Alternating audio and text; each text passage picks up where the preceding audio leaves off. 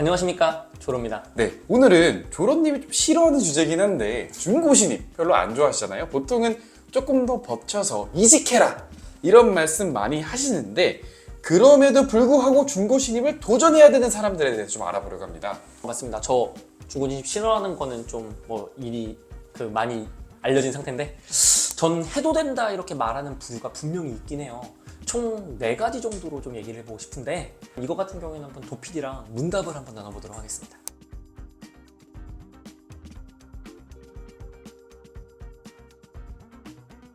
제가 진짜 흔한 케이스들, 제 친구들 케이스로 좀 가져왔습니다. 제가 보통 인서울대학을 나왔다 보니까 제 동기들은 대기업도 있고요, 중견기업도 있고요, 중소기업도 있어요. 근데 보통 중견 들어간 친구들은 명절 때 친척집 가면 나 여기 다녀! 하면 알만한 5대 그룹에 가고 싶어하는 그런 욕망이 정말 많습니다. 제가 이 친구들 다니는 회사 이름을 직접적으로 언급을 해도 될지 모르겠지만 말해봐요. 미안하지만 한번 말해볼게요. 뭐 이랜드, 신성통상, 대기업이네요. 신성통상은 중견이고 네, 세아특수강, 거기는 대기업. 네, 한세실업, 거긴 중견. 네, 뭐 이런 회사들이 좀 있어요. 네네. 좀 어떻게 생각하세요? 그러니까 중견에 들어갔는데 대기업 한번 찍고 싶다? 이런 난 거죠? 이름 들어본 회사 무조건 가야겠다. 직무는 혹시 뭐예요? 직무는 영업도 있고요, 영업관리도 있고요, 해외 영업도 있어요. 같은 직무로 가려는 건가? 그거 상관없대요. 좋습니다. 그러면 이거 같은 경우에는 저는 이런 얘기 좀 드리고 싶어요. 여러분들 중견 들어가는데 대기업 한번 찍고 싶은 거 누구나 다 있을 수 있거든요. 당연히. 그 다음에 어머니 아버지 보시기에도 좀 어깨 뿜뿜 해드리고 싶고. 근데 저는 이것은 좀 직무에 따라 좀 완전 다르다고 생각해요. 만약 여러분이 2, 3년 정도 그 회사에서 스테이하면서 그 경험을 쌓았을 때 이직이 쉬운 직무 이렇게 판단하면 저는 그 3년 후 이직 시켜줄 테니까 스테이해 이렇게 권해주는 거거든요. 그런데 네가 만약에 가고 싶은 대기업 내가 보내준다 이렇게 얘기하는데 만약에 이직이 쉽지 않은 직무라면 저는 중고신입 가도 된다 이렇게 말을 합니다. 자, 예를 들어서 이직이 쉬운 직무 같은 경우에 그러면 좀 얘기를 좀 해봐야겠죠. 저는 인사나 재무 얘기하고 그 다음에 경영기획, 전략기획 이 정도 이 3가지를 얘기하거든요. 그런 다음에 추가적으로 좀 TO는 적지만 구매나 SCM까지도 저도 이거는 쉽다고 얘기를 해요. 나머지는 솔직히 쉽지 않아요. 근데 여기서 여러분이 영업으로 갔다 마케팅으로 갔다 아니면 좀 어려운 직무로 갔다고 치더라도 여기에서 나이가 너무 많으면 저는 또 스테이를 권하고요. 나이가 좀 적으면은 한번 가라 이런 얘기를 좀 합니다. 그래서 결론적으로 직무 보시고 나이 보시라 이렇게 첫 번째 얘기할게요. 그러면 이 친구들의 연장선이긴 한데 가장 많은 질문 베스트 2입니다.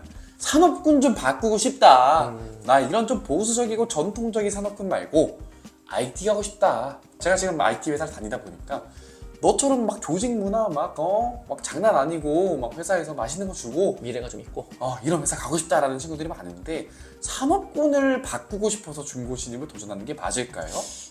이거 같은 경우에는 저도 완전히 이해됩니다. 특히나 지금 말씀하신 애들이 조금 보수적이긴 하죠.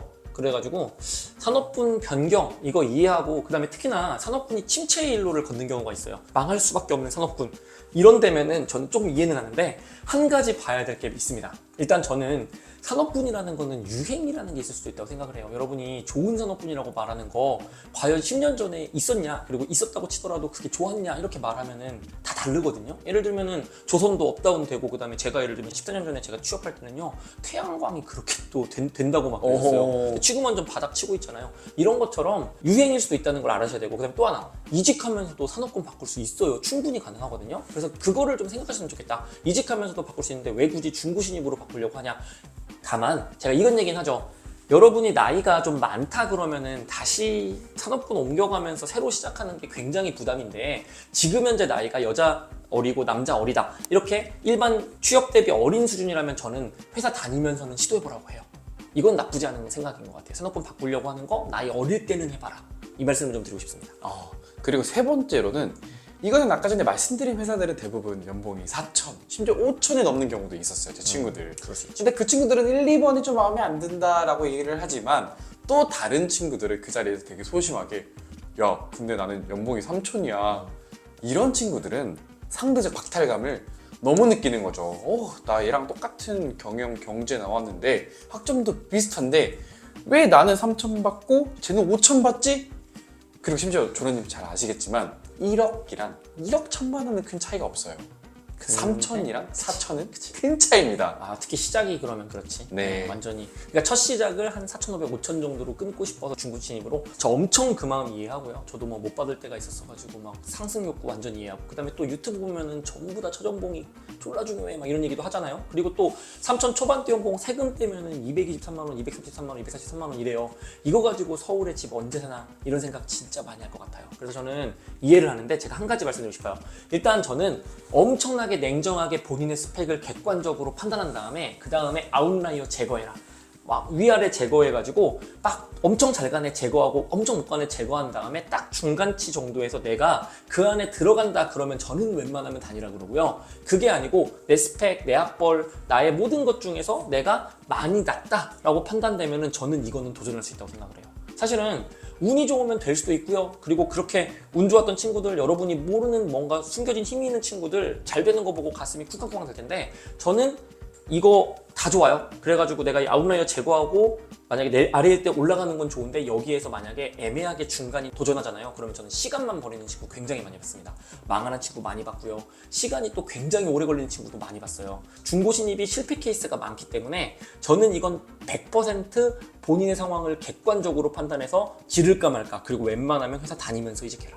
이런 얘기를 좀 권하고 싶어요. 그러면 이 3천대 친구들은 좀 버티면서 이직을 하면 4천대로 시작한 친구들이랑 어느 정도 맞춰질까요? 아니면 그렇게 초반에 4천 뭐 이렇게 차이가 나버리면 못 따라잡을 확률이 높을까요?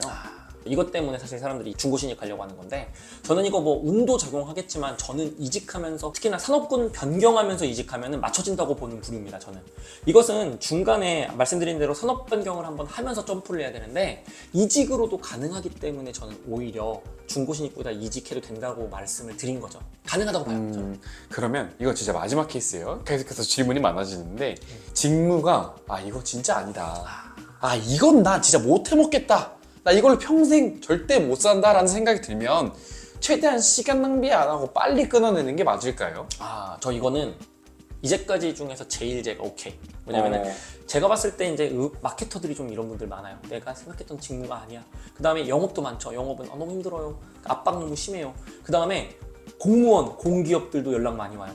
여기 너무 그 조직 문화가 좀 힘들어요. 막 이런 식으로 저한테 연락 오시는 분은 이런 분들 많으신데 저는 이건 오케이. 대신 한 가지 조건이 있어요. 여러분이 가고 싶어하는 직무가 과연 내가 이 똥 같은 나의 상황을 버리고 낙원으로 가는 건지는 한번 공부를 해보셔야 된다. 직무 제대로 파악해가지고 내가 가려고 하는 직무가 후회 진짜 안 할 것 같은 게 맞는지 직무 공부 제대로 한 다음에 발 뻗어라. 왜냐하면 저는요 사실 회사가 다 고개 고구라고 보고 직무가 솔직히 말하면 고개 고구라고 생각하는 사람이거든요. 그래서 여러분이 막상 진짜 여기 너무 힘들어서 넘어갔을 때 나중에 바꾼 뒤에 그게 그거구나 하고 후회하시는 분을 좀 많이 봤어요. 그렇기 때문에 여러분 이거는 좀 냉철하고 좀 객관적으로 그 직무가 정말 나한테 맞는지 판단하고 가셔라. 판단 잘해서 가신 분들은 잘 갔다고 생각하시는 분도 많이 있어요. 그래서 저는 직무 아니라고 생각했을 땐 오케이, 근데 공부를 하고 옮기자. 이렇게 말씀드리고 싶습니다. 여기서 제가 갑자기 생각난 게 있는데 조언이 좀 있어요. 일단 여러분 웬만하면 회사 다니면서 옮기시는데요. 특히 1년 8개월, 2년 5개월 이렇게 좀 오래되신 분들 있잖아요. 그런 분들 같은 경우에 지금 본인이 가지신 위치나 상황 되게 싫을 거야. 막 중고 신입 가고 싶다는 거는 싫을 건데 저는 회사 생활 놓치지 말고 좀 잘 하시면서 중고 신입하라고 권하고 싶어요. 회사 생활 놓치면 진짜 막장이거든요. 우리가 안 됐을 때 경력이직이라도 갈 수 있게 뒤를 대비하시면서 회사 생활 놓치지 말라 이런 얘기를 드리면서 끝마치고 싶습니다. 네, 그래서 오늘은 이제 중고 신입 도전해도 되는 사람에 대해서 알아봤고 원래 조련님께서 되게 여기에 대해서 부정적인데 그럼에도 불구하고 괜찮다라고 말을 한 그런 케이스들은 한번 생각해 보셨으면 좋겠습니다. 감사합니다. 네, 감사합니다.